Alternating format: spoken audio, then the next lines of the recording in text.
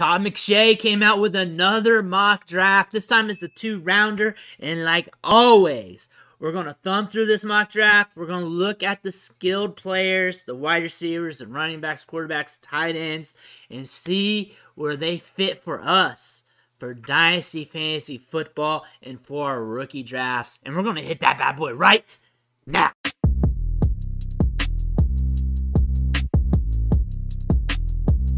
Here we are. I got the bad boy pulled up here. Todd McShay's predictions for all 64 picks, rounds 1 and 2.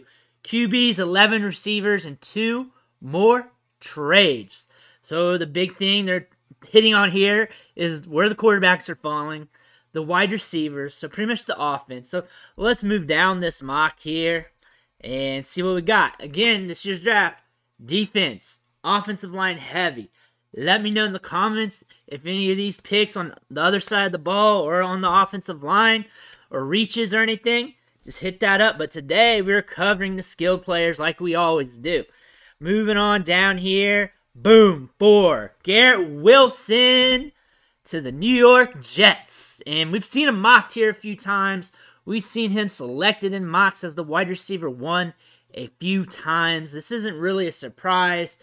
Interesting location for him. They got Elijah Moore there. Zach Wilson's there. Will he be able to transition into a wide receiver 1 in fantasy? That's going to be interesting. Where I think his fantasy value will be in rookie draft, I think he might get pushed down a teensy bit because there are probably going to be other pass catchers going into more juicier, favorable situations, and they're just going to get pumped up. Garrett Wilson would probably be a tremendous value, probably like 105, 106 range of rookie drafts. I imagine if he went to the Jets, could be 103, 104-ish as well. Really just how things play out if he went to New York. It really depends on what the rest of the landscape happened, but he's not getting out of the first round, and this solidifies him as one of the top wide receivers in the draft due to draft capital and going in and with their player profile with him, watching the tape, the metrics, we know he is top 3 easy, wide receiver 1 for many people, and one of the best wide receivers in this class. Let's move it on down to the next pick here. Boom. Carolina Panthers at 6, drafting Kenny Pickett. Very interesting one. Sam Darnold's dead. Seeing ghosts right now. He's going to have some weapons there. Christian McCaffrey, DJ Moore, and company. He's got some pieces there. Can he develop? Can he move up? Can he get better? Can he transition with his team? We have 1 year solid production with Pitt. Are people going to be buying this? He is a top 10 quarterback, top 10 in the draft. He did just get drafted here in the top 10. A lot of people want to value that for Dynasty, for Superflex. I think that's going to hold some value in the market, whether you want to or not. Feel free to be skeptical because, honestly, we got a good enough pool of skill players for you to divert from. And he's got some pieces here to work with. He's got some pieces here to develop with. He will hold some value. I think the market is really going to tell us how to value him initially.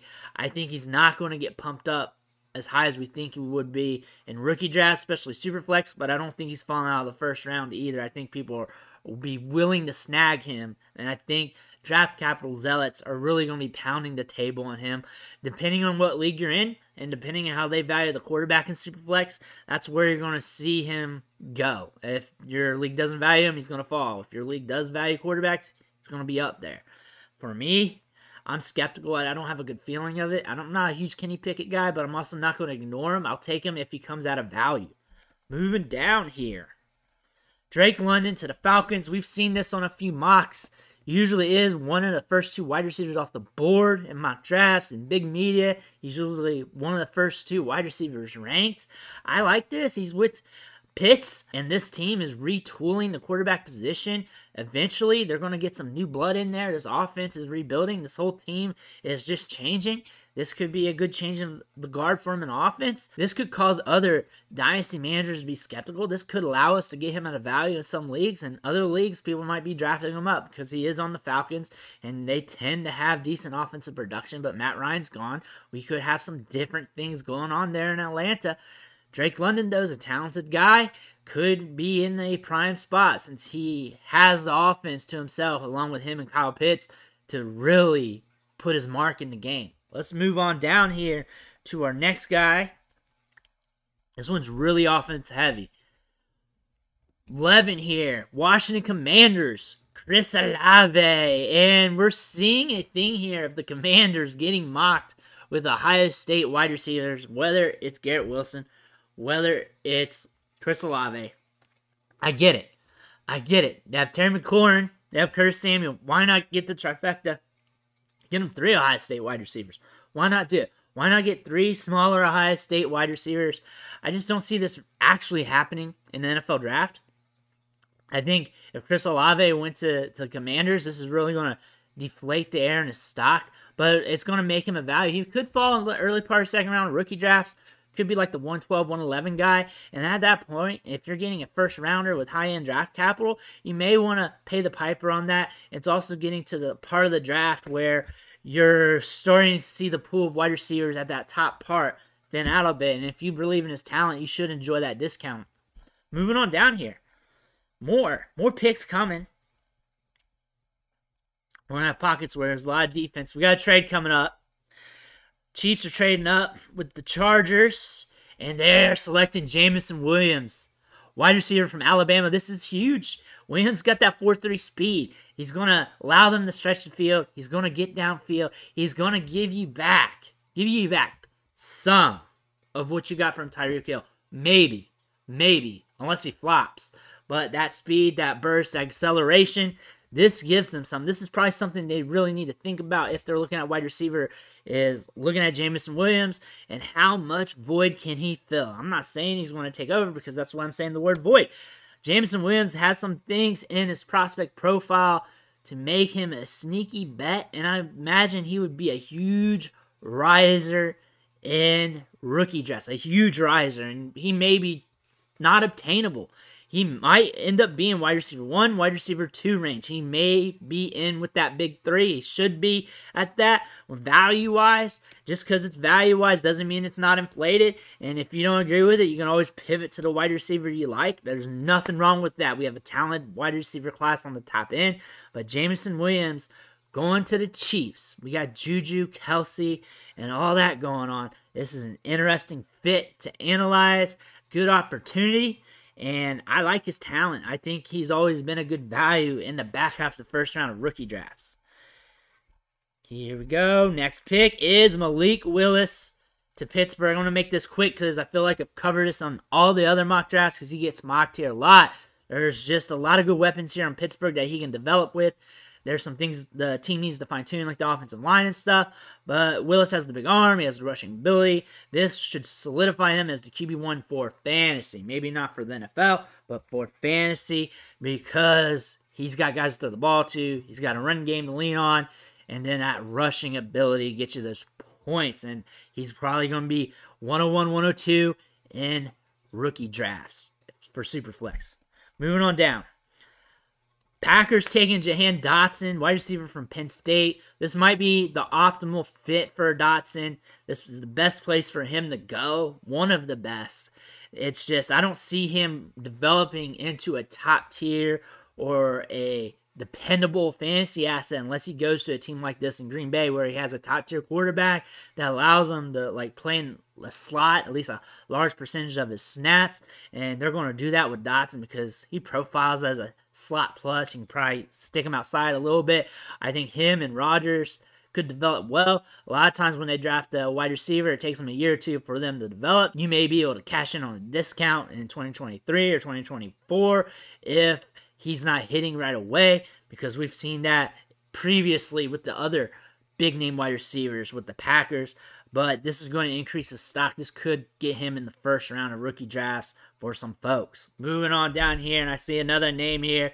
Treylon Burks to the Cardinals. I like this spot for Burks. I think it's sneaky. DeAndre Hopkins isn't getting younger. He's going to transition to being the team's wide receiver 1. He doesn't have to be that right away. You got Rondale Moore, who can be used to take the top off the defense and as a big-time Slot receiver, I like to consider him like a slot plus. Treylon Burks could grow in this offense. Him and Kyler Murray, this helps Kyler Murray. And for me, he's one of the top wide receivers here. I would have to look at all the wide receivers and their landing spots really good, but he's up there wide receiver 1, wide receiver 2 range if he goes to Arizona. Moving down a bit here. Tennessee Titans draft Christian Watson, wide receiver from North Dakota State. A.J. Brown situation. There's been rumors of trades. I don't even know if it's real or not. And if it doesn't happen and they get Christian Watson, that's going to be interesting. A.J. Brown plus Derrick Henry means Christian Watson's going to have a hard time thriving in this offense. It's going to be a hard time for him getting into volume. For a first rounder, though, in the back half of the first round, you should be able to catch him at a discount in a second if you like him. There might be some other wide receivers who go in the second round that I like better, that will probably be in better situations or have better values. I might even draft ahead of him, but it's something to note that he is getting mocked in the first round right now. A lot of chatter's going on about him. I'm not completely sold, but I'm not completely dead on him either. I'm just watching him, see where he goes. I feel like he's another one of these wide receivers who's got some goods in his game, but needs to be in an optimal situation. This just isn't it. Moving down here.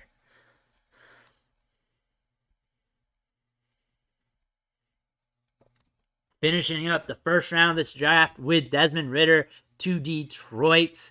Desmond Ritter kind of does feel like a Detroit Lion. Whether that happens or not, it doesn't, but it does feel like a Detroit Lion for me, for Desmond Ritter. I think that this could be an alright fit for him. They need to get more weapons around him. I would want them to really stack it with him. They got Hawkinson there, a good young tight end. DeAndre Swift, an explosive PPR running back. Amon-Ra St. Brown, a good short to intermediate piece in offense. I feel like a little bit more to help get him transitioned. They can take time with him, considering they got Jared Goff. Interesting fit. Eventually seeing him develop to be the guy. I like his rushing ability. I don't consider him a big-time Konami code guy, but I see him as a guy that can get you a little bit of that rushing floor. Super flex-wise, he's going to flirt with that first round. He may get bumped up. Again, inflationary scenario due to the rushing ability, due to the first-round selection. We just have to wait and see, and from there, you see the market, and you just pick your spots. From down here, moving on down to our next pick, and we got the Giants selecting Skye Moore, wide receiver from Western Michigan. I love Skye Moore's profile. Him, Kadarius Toney, and the other ancillary jabronis on the offense for the long term. It's going to be interesting to see how this whole shebang develops. Where will Saquon Barkley be in the future? What will this team look like? Will Danny Dimes still be there? We just have to wait and see.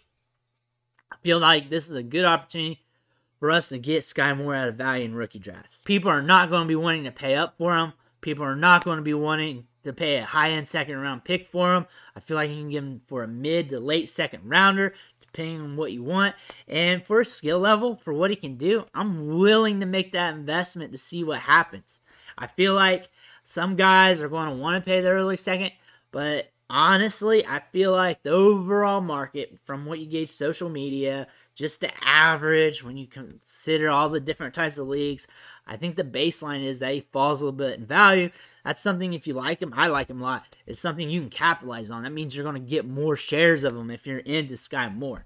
Moving down here to the next pick, Matt Corral to Seattle Seahawks, 40 overall. A lot of question marks here. Tons of ambiguity.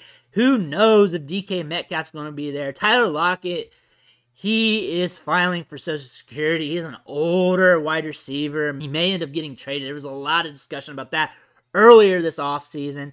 This team is rebuilding. They're nuking things down, and they're trending for a rebuild. Drew Lock's there. Stopgap transition quarterback. Matt Corral's got some talent.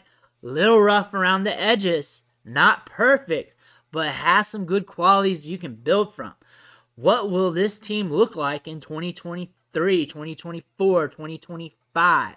Will he get his opportunity this year? Do I love the fit? Maybe in the next couple years. Right now, a lot of ambiguity, but ambiguity could mean opportunity. So for a super flex value, I imagine you're going to catch a discount here, because of that ambiguous situation he's going to. And if I can get him for a second-round rookie pick in Superflex, 112-ish, 111-ish, I think I might do that because going through last season, during the 2021 year in college football, he was considered the QB1 for many people. Now people are stepping back a little bit now that we put a monocle onto his game and start looking through it a little bit more. But he's still got some qualities that he could hit for us. Matt Corral to Seattle is an interesting spot. It could be sneaky. Moving down here. George Pickens to the Colts. George Pickens, Matt Ryan in a dome. That's an interesting thing I want to see.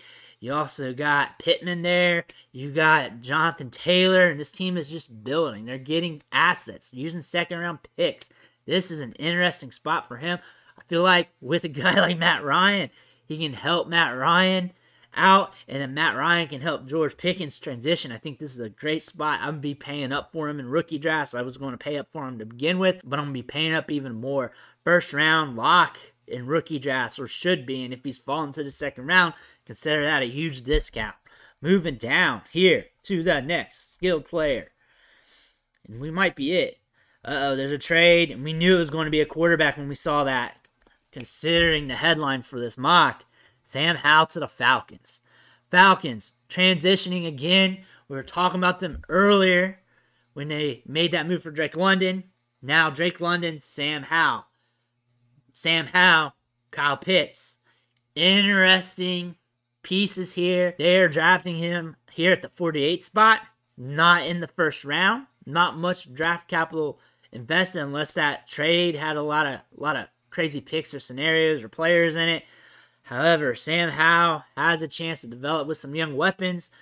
London, Pitts, and this team is rebuilding, which means they're looking to change things up. They've been successful over the years, so they want to get back to that. I like Howell's mobility. I like this landing spot, considering to be a discount in Superflex, and I like discounts on quarterbacks. I like seeing if I can hit on those, because if they fall on their face, I ain't out much, especially if it's a Superflex, because if they hit, then you're getting a huge increase in value on that investment, and Sam Howell could give you that return. Moving down here, and we see another one, John Mechie from Alabama to the New Orleans Saints. This offense isn't getting younger. It's not getting younger. Alvin Kamara is not getting younger. He's one of the older running backs in the league. Believe it or not, age is going to set in there. Same with Michael Thomas. Same thing. He's not getting younger. Those older wide receivers, they fall off the cliff quick, and you can argue it or not, but Father Time only has one loss on his record, and that's with Tom Brady. John Mechie here, him getting drafted in the second round is a reach for me. I don't feel like he's a legit second-round prospect. There is some goods in his game. I covered him on a breakdown the other day, but he's a good route runner. He can create some separation. He's got more than enough speed to get the job done. Is he a top-tier talent? No. Is he good enough to be a wide receiver 2 on your rebuilding team that you only paid a 49th overall pick for? Yeah, that's all right. Would I like paying that for him? Not exactly. I would rather get him around the third round or so. But for fantasy, I think this is going to be a sneaky spot. But for rookie mock drafts, he's going to be a second rounder, early third rounder, depending on how your league values him. I know the community on the markets, off the social media, is not too fond of him. They sleep on him a little bit, mainly because of the ACL, mainly because you're not getting data from him throughout the combines, throughout the pro days. You're not getting that new data, those new clips of him working out and all that stuff. So you're really taking the tape at face value and the metrics. The metrics aren't too pretty because he's from Alabama, had to compete with a bunch of thoroughbreds. But John Mechie could be a surprise candidate here, especially at discount, especially at his current cost. Moving on down to the next one. We got Breece Hall from Iowa State going to the Chiefs. Big time move here. This means Clyde Edwards-Helaire is dead. More than likely, he will just be there to spell, to catch passes out of the backfield. Ronald Jones, backup. Breece Hall takes over. I feel like this team needed a top-tier running back. There are probably other positions of need as well, but a top-tier running back really helps this offense open up. You gotta think, they lost Tyreek Hill. They needed to add some dynamics to this offense. What if Jameson Williams takes a while to hit? Now you got Breece Hall. You insert him in the run game, and then you got two ancillary jabroni running backs that you can filter in whenever you need spelled, whether it's in the pass game, whether it's on third down, whatever it is. But you're going to run this through Breece Hall, and you're going to spread it out with Mahomes. This could make this a very scary team, especially once you got a good running back here in place. I like this. This makes him a lock for 101. It's going to make him a debatable prospect. I'm going to let you know if this happens. This would make him a debatable prospect for the 101 in overall super flex leagues. Moving down to the next one. Trey McBride to the Packers. We had him mocked there in the PFF mock draft. He's going to flirt with being a borderline first-round pick if he goes there. Rodgers hasn't had a tight end like this for a while. I feel like the price tag is going to be a situation to whether or not you want to buy in. That's pretty much it. I feel like if he doesn't hit instantly, you might be able to buy in next year after with a second-round pick if you want him. You might be able to get him at a cheaper price point next year if you're not willing to pay like a 110 for him or something like that. If he follows the historic timeline of what most tight ends do, they play in the league a little bit and then they start showing some production, you might be able to get him at a reduced cost next year. Let's move on to the next spot here. Kenneth Walker to the Bills at 57. This is a very interesting pick for me. I think this is a great one. This team needed a top-tier running back for them to lean on. I feel like this is going to bump him up, especially this team hums on offense a little bit. They just had a big deal with Diggs this morning. He's going to be there for a while, and really once you get your pieces in place, they got a good defense, they can move the ball a good bit, you can spend up for that running back. You're getting him at 57 overall. That's a good price point. I feel like he's going to be like 102, 103 range of 1 QB leagues. And I feel like he's going to be up there somewhere in Superflex because he's got that running back premium to his name. We got a little bit of a reach here. I didn't expect him to be in the second round, and that's Jalen Tolbert to the Bears. I like him. He's one of my favorite small school prospects in rookie drafts. I wanted to draft him more in third and fourth round. He was a guy that I wanted to get on the cheap. And he can get downfield, he can make plays happen. This guy could develop into something, but we're really going to have to be patient with him if you draft him on your fantasy teams because one, he's transitioning from a smaller school to the NFL level. Two, here in this situation, going to the Bears. The Bears are also transitioning. Justin Fields is there. I like Fields a lot. I feel like these two can help each other out. I feel like discount-wise, early third round, late second round, somewhere around there, depending on how your league feels about the Bears' landing spot. Moving down here, Greg Dulcich to the Bucks. Gronk's uncertain. That's what they say right here. And I feel like Dulcich and Brady, that could be an interesting pair. Brady's not going to be there forever. We don't know how long Brady's going to be there. He could be there 1 year, 5 years, 10 years. Brady and a young tight end who can get downfield and make plays happen could be a good pair. And I think Dulcich compared to Trey McBride would be a decent discount as well. You can get him in the third round maybe of rookie drafts. Next pick here, and we might be it. That might be it for us. That is it for this mock draft. 2 rounds from Todd McShay. Let me know what you think about these landing spots. Let me know which players you want to pay for the most. Which landing spot you love. Which landing spot you hate. Everything about that in the comments down below. Make sure you hit that subscribe button on the way out. Every subscription matters. It fuels me to keep pumping out these videos. Fuels me to keep dropping this content and helping you with your fantasy teams. Again, I want to thank you, and I'll catch you next time.